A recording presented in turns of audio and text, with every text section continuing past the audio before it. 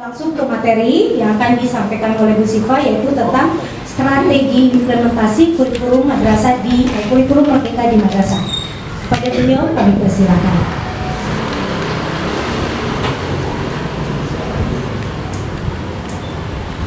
Ya, tadi saya menjawab pertanyaan ya, karena melanjutkan apa yang tadi disampaikan oleh Bapak Budi. Jadi Bapak Ibu tetap semangatnya baik. Ya, baik, terima kasih. Menjawab pertanyaan Pak Yudi, apa kelemahan dari kurikulum merdeka? Ya, sebenarnya kalau kita melihat sisi tantangan, ya, kelemahan itu kita sikapi sebagai tantangan. Ya, benar, sumber daya manusia. Yang pertama, kalau kita bicara sumber daya manusia, yang pertama adalah tekadnya dulu. Adakah kemauan di dalam diri kita untuk mengikuti perubahan itu? Itu yang penting. Ya, kemauan untuk berubah, kemauan untuk menyesuaikan diri. Ini yang penting. Dan ketika kita sudah punya tekad untuk menyesuaikan diri dengan kondisi yang selalu berubah ini, maka di sanalah konsekuensi logisnya kita harus belajar dan berani keluar dari zona nyaman. Nah, itu yang penting. Berani move on, ya. Kalau yang biasa ngajar dengan menulis di papan tulis, sekarang sudah berubah dan sangat-sangat berubah. Kita harus memperhatikan kemerdekaan siswa. Jadi merdeka, kurikulum merdeka bukan berarti gurunya bebas merdeka untuk mengajar semaunya gurunya, tidak. Justru gurunya memperhatikan kemerdekaan yang dimiliki oleh siswa. Siswa memiliki kemerdekaan untuk belajar. Nah, kita sebagai guru, sebagai pendidik, bagaimana bisa melayani apa yang menjadi kemerdekaan siswa-siswa kita yang beraneka. Nah, sebagai konsekuensi logis, kita harus mengikuti kondisi sekarang, tuntutan zaman sekarang. Anak lebih senang dengan hal-hal yang terkini, yang sesuai dengan perkembangan zaman. Nah, kita ikuti, namun tidak mengubah inti ataupun konten dari substansi materi yang kita beri. Jadi intinya, kelemahannya ya benar pada kemampuan dan kemauan SDM-nya. Tapi kalau kemauan dulu, ya, minimal ada kemauan dan diiringi dengan kemampuan, ya, kemampuan itu notabene harus diupayakan, tidak bisa simsalabim, ya, harus diupayakan kalau bisa. Ya, jadi kelemahan di kurikulum merdeka memang kalau SDM-nya tidak siap nanti akan jadi korban siswanya. Nah, ini yang tidak kami harapkan. Jadi mari kita samakan tekad kita, niat kita untuk mengubah diri, ya, mengubah diri, berinovasi, menyesuaikan apa yang menjadi harapan dari tujuan pendidikan di Indonesia ini. Itu Pak, ya. Ya, singkatnya intinya adalah SDM, bagaimana kita bisa memanage SDM. Bapak Ibu semua ini adalah sumber daya manusia. Ya, jadi kalau bicara SDM ya artinya kita bicara kita sendiri, seperti itu. Itu ya tambahan pertanyaan jawaban kita. Cukup ya, Pak Yudi? Cukup. Puas dong. Puas ya. Karena memang harus pertanyaan yang kedua, silakan. Oke, kalau tidak ada, kita langsung ke materi yang akan disampaikan oleh Bu Siva, yaitu tentang strategi implementasi kurikulum madrasah di kurikulum merdeka di madrasah. Pada beliau kami persilakan.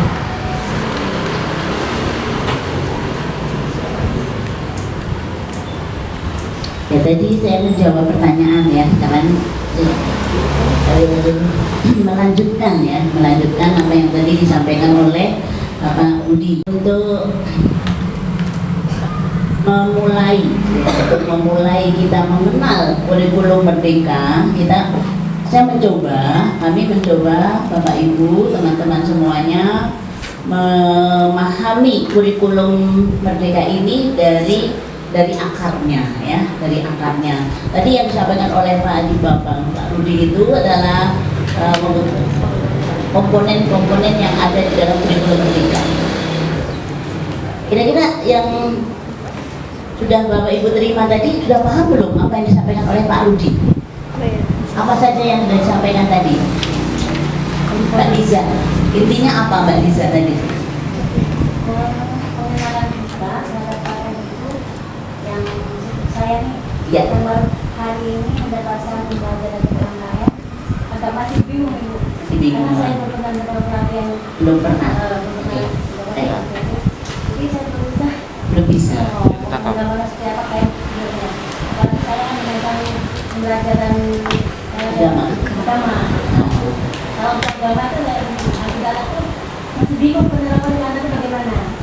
Oke, baik. Ya. Nah, berangkat dari kebingungan, semoga dengan mengikuti kegiatan ini, pesan saya mohon dengan apa ya, segala tekad ya, dengan segala tekad Bapak Ibu niatkan benar kegiatan ini, benar-benar Bapak Ibu serius mengikutinya ya. Bisa Serius. menjawab semaksimal mungkin. Semaksimal mungkin. Karena waktunya sangat pendek, materinya Ya. banyak. Sangat pendek, materinya banyak. Nah, materi tadi sudah saya bagikan di link di link Google Drive. Saya bagikan ke Ibu Kepala, Ibu Emas, dan Ibu Anggoro, Ibu Nur. Silakan nanti diunduh ya, diunduh karena banyak mungkin tidak bisa sekarang semuanya terunduh, tetapi dari materi ini nanti pulang dari kegiatan ini bisa tolong diunduh sehingga Bapak Ibu sudah punya file di laptop Bapak Ibu masing-masing. Ini adalah materi induknya ya. Oke, baik. Mohon kita awali dulu dari strategi implementasi kurikulum di madrasah. Ada ciri khas yang dimiliki oleh madrasah yang tidak dimiliki oleh tetangga kita. Ya. Karena itu manakah ekspresi ini pakai plus point ya. Coba kalau ada jajan di kelas poin saya sudah update ya, belum ada kelas poin. Manakah ekspresi saudara terhadap IKM saat ini? Ada A pesimis, B optimis, C galau, D gembira. Yang mana? Coba yang jawab A siapa? Aku galau. Jawab A, angkat tangan, nggak apa-apa. Ini tidak ada pengaruh ke dalam penilaian. Iya. Ada yang jawab B? B. Oke, B. 1, 2, 3, 4, 5, 6, 7, 8. Terus yang bawa C. Nggak apa-apa. Iya. Belum jelas. Belum jelas. Iya, ya, oke. 1, angkat tangan, enggak apa-apa. Kita tahapan ya, Pak ya. Tahapan.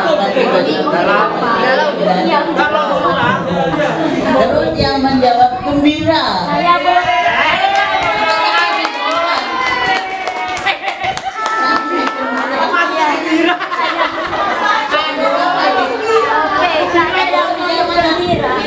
Gembira. Iya, Dia kan dua loh. saya yang menjawab gembira. Masih terjajah.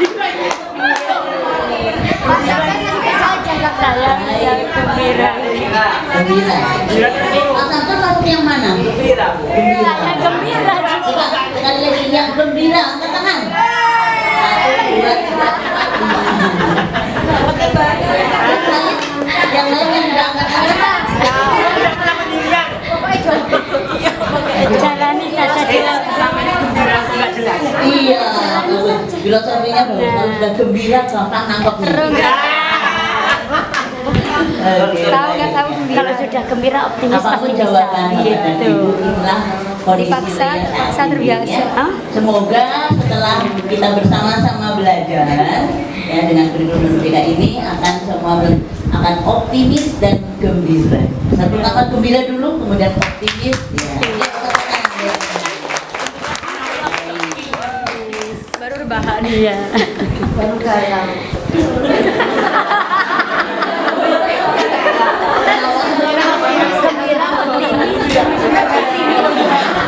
Belakangnya galau. Galau baru. Bukan, Bang.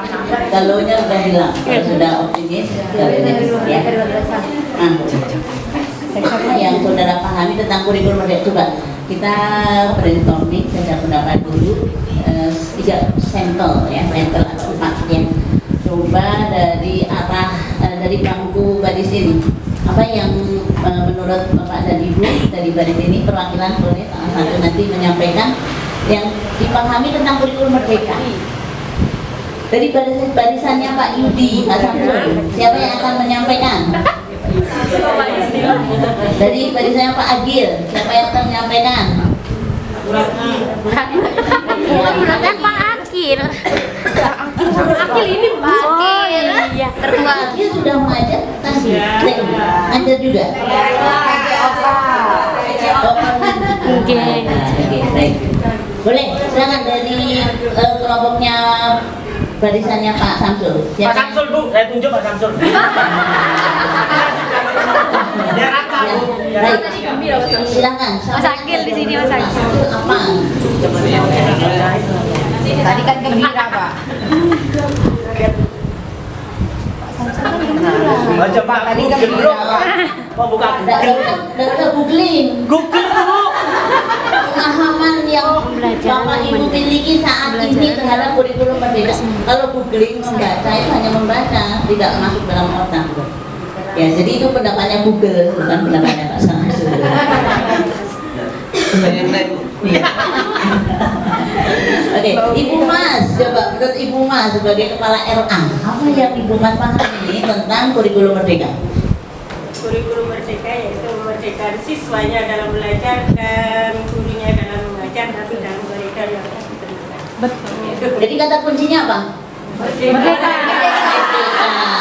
Siapa yang merdeka?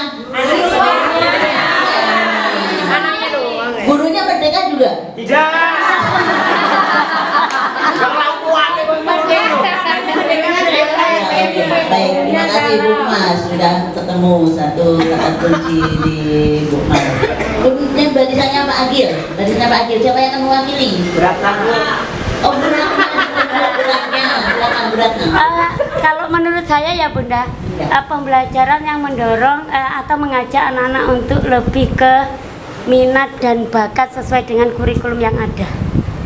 Mendorong belajar sesuai dengan minat dan bakat. Iya, Ya, memotivasi anak untuk lebih ke minat dan bakat sesuai dengan kurikulum. ya. Contohnya seperti apa, Bu Retna? Contohnya misalnya ini kalau di lingkungan madrasah mungkin anak-anak kalau di K3 pengetahuan mungkin kurang di akademik, bisa jadi mereka ada yang lebih ke tahfidz misalnya dan lain-lain. Terus kalau dalam konteks ini Bu Guru, Bu Ratna sebagai guru Oke. menghadapi anak yang seperti itu, bagaimana caranya? Kalau saya pribadi, nggih, saya arahkan ke yang kira-kira kemampuan anak itu kemana. Jadi intinya kalau misalnya murid saya 22 siswa, mungkin saya harus lebih memahami mereka itu lebih kemana mereka untuk pembelajarannya. Difokus lagi, lebih kemana maksudnya? Maksudnya ke minat dan bakat yang mereka miliki. Minat Dan bakat. Oke. Ya baik, sudah mulai ada gambaran ya. Lanjut, barisannya Bu Anggoro nih, siapa yang akan mewakili pemahaman tentang kurikulum merdeka? Bu Anggoro mau nyampaikan? Boleh, silakan.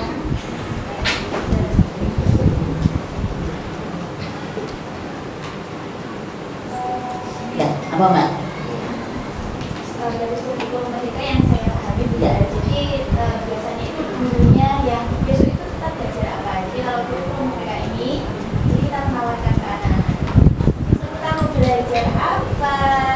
Jadi ide itu biasanya dari guru. Jadi sekarang itu idenya dari anak. Ide dari anak. Ya, jadi anak-anak juga lebih senang. Oh, jadi ide saya itu ya. Oke, idenya dipakai, anak senang. Anak senang. Guru pun senang. Baik, terima kasih. Saya mau belajar melatu-latu ya. Ada pasar di belakang, ada arisan. Boleh nanti memberikan komentar ya. Boleh nanti memberikan komentarnya. Baik, sekarang saya sedang menjajaki dulu apa pemahaman Bapak Ibu sampai saat ini, sampai detik ini terkait dengan kurikulum merdeka. Ya, sekarang coba ini barisannya Bu Ibu Ida, Bu Liza. Siapa yang mau mewakili? Mimi Bu, Bu Mimi. Bu Mimi. Ya, itu Bu. Sudah sering belajar dia Ya, itu. silakan Bu Mimi. Bu Mimi termasuk yang galau. Ya, kalau itu saya tahu. Mengapa coba jawab dulu mengapa Bu Mimi tentang kurikulum merdeka? Kalau kurikulum merdeka itu lebih ke siswanya tuh lebih kita apa sih nyari tahu passion anak itu loh Bu. Passion. Passion itu maksudnya minat dan bakat ya, karena kan makin kesini kan zaman kan makin berkembang, otomatis kita sebagai seorang guru tuh harus masuk ke dalam mereka supaya kita lebih paham apa sih sebenarnya mereka maunya. Luar biasa. Setelah paham kenapa Bu Mimi galau? Saya bingung Bu, anak sekarang tuh di kelas 6 tuh agak Oke, baik. Tapi curhat ya. Ya, kelompoknya Bu Sulin. Silakan. Barisannya Bu Sulin. Silakan. Siapa? Winda. Winda Bu. Jadi satu fase atau fase A, kelas 1 dan 2 itu fase A. Fase A, target di fase A untuk matematika bisa jadi untuk anak yang memiliki kemampuan lebih di matematika di kelas 1, di tahun pertama kelas 1 dia sudah tercapai target fase A yang semestinya dalam kondisi normal harus dicapai dalam waktu 2 tahun. Nah, disinilah kemerdekaan untuk siswa. Siswa yang memiliki kelebihan di suatu materi, kecerdasan pada materi tersebut, dia bisa cepat menyelesaikan yang sesuai dengan kecerdasannya, unggulannya. Tetapi bisa jadi di bahasa dia lambat. Nah, untuk bahasa yang seharusnya target di kelas 1, target di fase A itu bisa tercapai di akhir fase di kelas 2. Kelas 2 baru bisa dia lancar membaca menulis misalnya seperti itu. Halo. Hai. Dari pemahaman ini, dari informasi ini bisa Bapak Ibu tangkap. Bisa ya. Jadi merdekanya di kurikulum merdeka antara lain contoh konkretnya seperti itu. Ya, jadi siswa sudah diberi keleluasaan dulu. Kalau dulu kan mau tidak mau, siswa dipasung kelas 1 harus selesai target. Padahal kondisinya tidak selalu sama anak yang satu dengan yang lain kecerdasannya, gitu. Ya, nah ini satu sisi angin segar bagi Bapak Ibu guru. Jadi Bapak Ibu guru tidak usah ngaji, ngarang biji, karena harus naik kan, tidak ada anak siswa kita tinggal kelas harus naik jadi ngaji merem soal ngaji anak dan kenyataannya belum bisa baca. Nah ini yang tidak diharapkan di kurikulum merdeka ya. Nah itu dari hal yang kecil dulu, jadi kita tidak muluk-muluk nilainya yang merdeka ngawang-ngawang, tapi lebih konkretnya antara lain seperti itu. Oke. Sekarang kita akan fokus setelah tadi Bapak Ibu punya itu baru salah satu titik tadi ya, informasi tentang kurikulum merdeka salah satu titik. Jadi kita sambil proses pembelajaran pelatihan ini insya Allah akan paham, oh ternyata kurikulum merdeka itu seperti itu. Nanti di hari terakhir soal mudah-mudahan. Nah, sekarang kita lanjut pada memahami implementasi kurikulum di madrasah. Kurikulum di madrasah tadi sudah dikatakan sedikit berbeda dengan kurikulum di tetangga kita ya, tetapi tetap imam pendidikan di Indonesia adalah Kementerian Pendidikan dan Kebudayaan. Hanya untuk madrasah Kementerian Agama ada tambahan, ada kekhasan. Apa kekhasannya yang ada di madrasah? Nah ini, perhatikan bahwa kekhasan madrasah bukan semata-mata pada jumlah mata pelajaran agama yang lebih banyak, namun pada ruh madrasahnya. Jadi titik tekannya pada apanya Bapak Ibu? Ruh madrasahnya. Apa itu ruh madrasahnya? Ada yang tahu? Apa sih ruh madrasah yang membedakan dengan sekolah umum? Akhlak.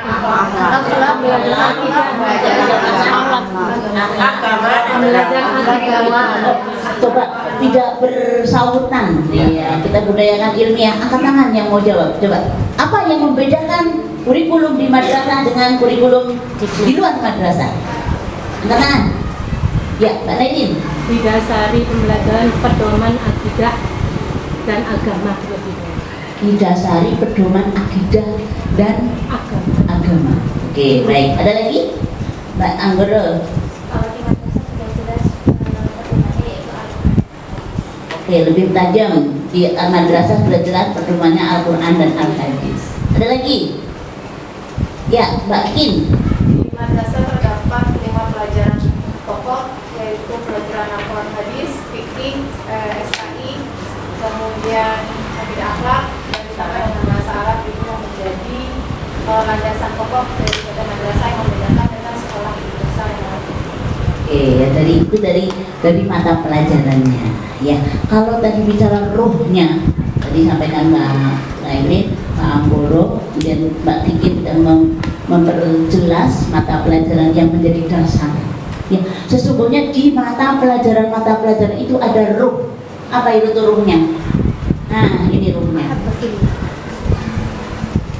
Ayo, coba baca bersama-sama. Ruh madrasah yang A adalah perspektif ibadah kepada Allah. Perspektif ibadah kepada Allah. Ini yang tidak dimiliki oleh sekolah umum. Guru-guru di madrasah seyogianya di dalam melakukan proses pembelajaran harus didasari oleh perspektif ibadah kepada Allah. Ini bisnis kita di Kementerian Agama, di madrasah khususnya Bapak Ibu, adalah perspektif ibadah. Nah ini yang membedakan secara mendalam, secara fundamental. Kemudian coba saya ingin mendengar dulu yang dimaksud dengan perspektif ibadah menurut Bapak dan Ibu sebagai ruhnya pembelajaran di madrasah. Apa penjelasannya atau seperti apa pengertiannya? Oke, ya silakan Bu Ulwi. Jadi hubungan kita kepada Allah lebih apa ya? Lebih dekat, lebih sering, lebih intensitasnya lebih. Iya, karena bekerja sebagai ibadah, mengajar sebagai ibadah, mendidik sebagai ibadah. Jadi orientasinya adalah orientasi akhirat. Halo. Orientasi apa? Akhirat. Lama, panjang, abadi.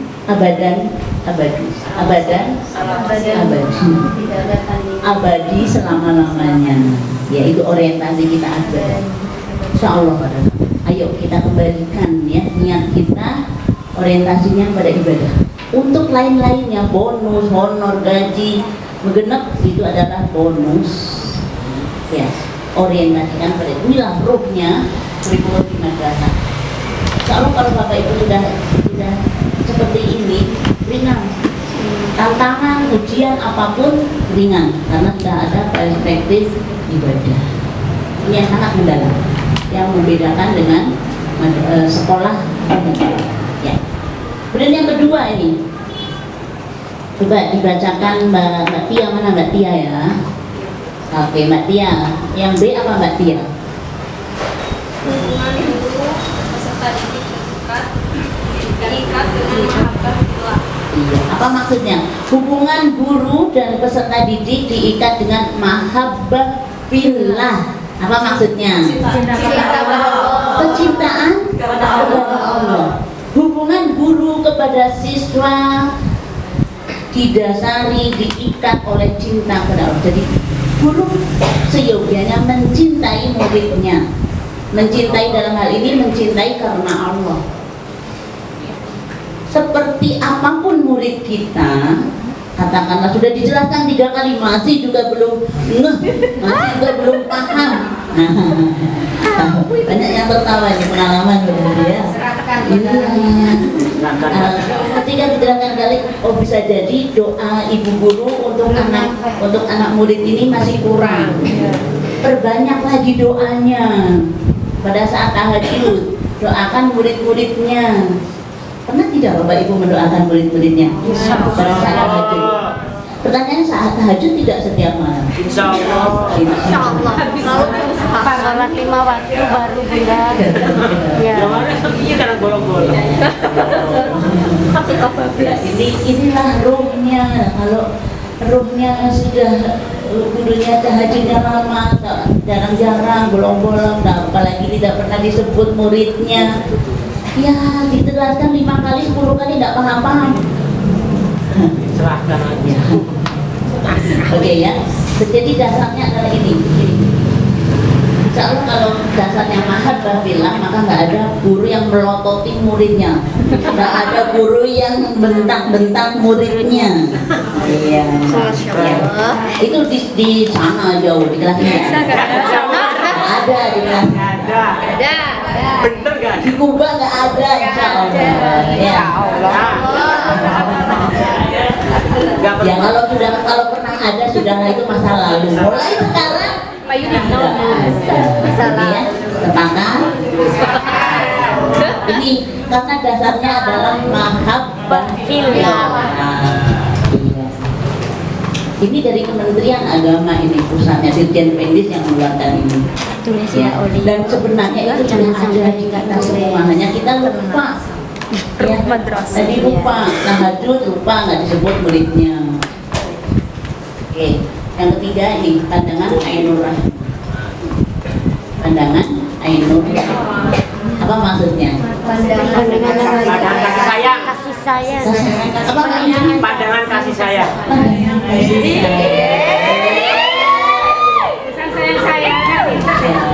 kecil-kecil lah. Udah standar. Iya. Pandangan kasih sayang Ainur Rahmah ini bukan dari Pak Guru ke Bu Guru atau dari Bu Guru ke Pak Guru, tetapi pandangan Ainur Rahmah untuk guru kepada peserta didik dan siswa. Ya. Oke, ini Ainur Rahmah. Jadi kalau sudah pandangannya dari hati kita memang niatnya Ainur Rahmah, maka Nakal apa? susah dalam kategori dalam tanda kutip ya. Kadang-kadang sebenarnya anak itu tidak susah, tergantung kita saja yang memandangnya. Ketika kita memandang susah, ya anak susah, iya kan? Anak itu gak ada yang susah. Coba hadapi suatu saat nih, bisa dibuktikan nanti. Kalau biasanya menghadapi anak sudah ada nama ya, biasanya guru, saya pernah jadi guru, ada nama mengajar dengan hati. Halo. Baik, inilah ruh madrasah yang menjadi ciri khas di kurikulum Merdeka. Ya. Dan hendaknya ini mendasari, ya, menjadi dasar perilaku kita semua sebagai pendidik di madrasah. Baik, sampai poin ini ada yang perlu ditanyakan atau didiskusikan? Ya, Mbak Nelin, silakan. Boleh. Gini Bu, saya Maju aja Mbak, biar dengar teman-teman.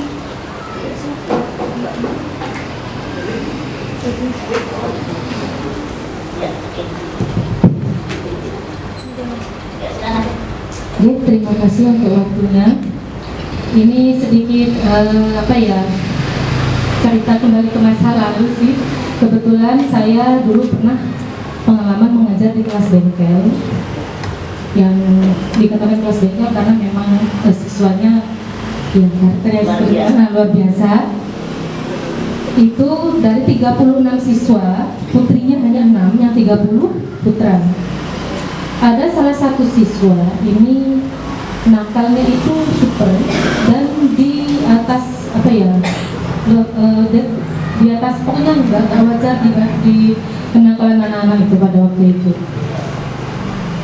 Itu saya sudah berusaha semaksimal mungkin pada waktu itu dengan diantaranya menerapkan ini beberapa ini, yang kasih sayang, yang akhlak, dan saya juga tidak pernah yang namanya memukul, mencubit pun juga cuma sekedar apa namanya kasih hukuman aja berdiri. Kalau nggak mau berdiri saya cubit cuma gitu aja, nggak sampai cubit beneran.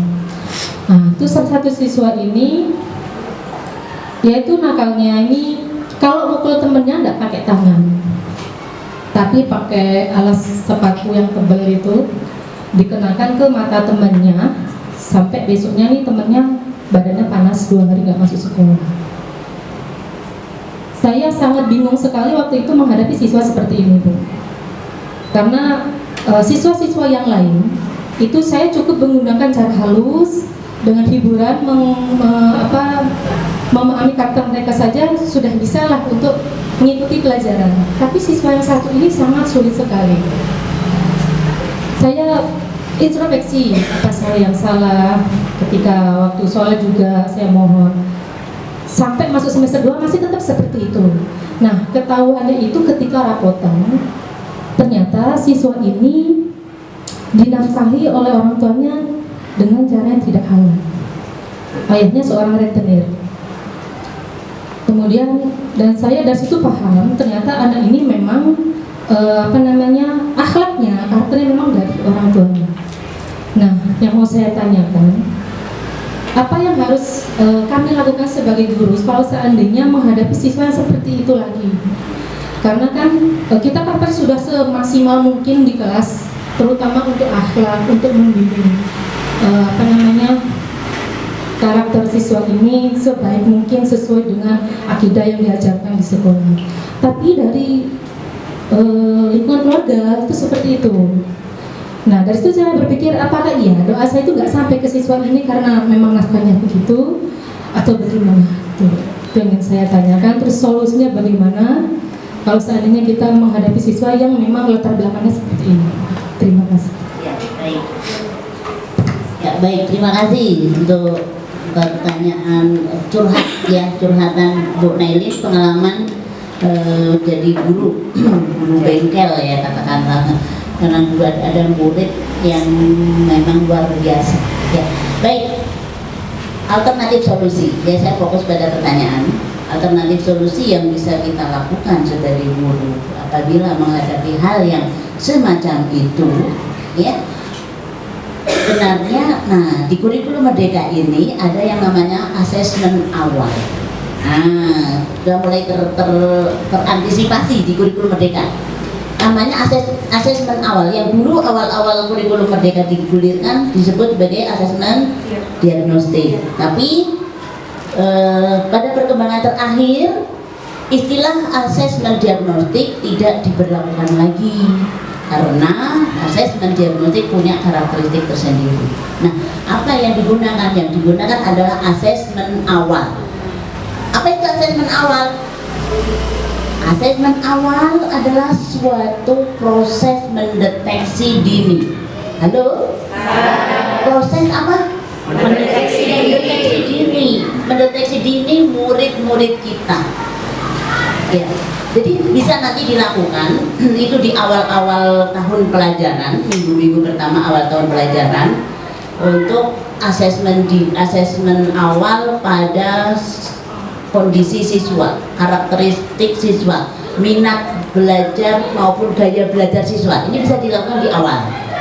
Nah, ketika di awal itu sudah kita bisa petakan, kita sudah dapat informasi, dapat data, sehingga bisa memetakan, oh murid saya ini 30 siswa, 30 siswa dengan gaya setelah melakukan apa istilahnya asesmen gaya belajar atau ada instrumen gaya belajar, kita temukan oh ada dari 30 siswa saya ini ada 5 siswa yang gaya belajarnya kinestetik, ada 10 siswa yang memiliki gaya belajar audio visual, nah sisanya gaya belajar audio. Nah seperti itu dideteksi dari awal itu untuk gaya belajarnya, termasuk juga tadi karakter siswa yang abnormal dalam hal ini itu bisa terdeteksi dari minggu-minggu awal. Kalau sudah terdeteksi dari awal, maka alternatif solusinya untuk sedini mungkin kita meminimalisir dampak dari kondisi itu bisa dengan melakukan komunikasi dengan orang tua. Apabila hal itu memang nampak ini bawaan dari rumah, nah seperti itu komunikasi dengan orang tua ini memerlukan suatu pendekatan tersendiri ya dengan orang tua. Jangan sampai Bapak Ibu, pesan saya ya, jangan sampai sekali-kali menjelekkan anak di hadapan orang tua. Jangan sekali-kali seperti apapun anak atau murid yang Bapak Ibu hadapi, jangan sekali-kali menjelekkan di hadapan orang tuanya. Jangan sekali-kali ya, karena pasti tidak ada yang rela, tidak ada yang rela ya, tidak ada yang rela. Lalu caranya bagaimana kalau seperti itu, kan begitu timbul pertanyaan. Nah, bisa kita diskusi, ngajak ngobrol dari hati ke hati. Boleh caranya coba Bu ceritakan kepada Ibu atau dengan temannya di rumah seperti apa. Seperti itu bisa dengan pendekatan seperti itu ya. Nah ketika sudah ketemu, nah baru kita bisa untuk berikutnya bisa meminimalisir. Kalau langsung spontan ya tidak mungkin, tapi meminimalisir. Kemudian juga setelah kita sama-sama tahu, kita akan punya strategi. Oh kalau anak seperti ini berarti caranya bisa jadi dia tempat duduknya paling depan ketika sedang proses belajar mengajar gitu. Tapi bukan berarti perhatian penuh ke dia, yang lain diambil, tidak boleh. Hak-hak anak kita harus kita layani sepenuhnya ya. Oke, baik, ini roh madrasah ya. Siap Bapak Ibu ya lakukan ini ya. Insyaallah. Siap? Siap. Nah, jawabnya yang kuat. Insya Allah udah ada di dalam hati. Siap ya? Siap. Insya Allahnya tidak. Harus kuat gitu. Dalam hati diucapkan sunnah. Baik. Nah, cukup ini untuk pengantar. Oke.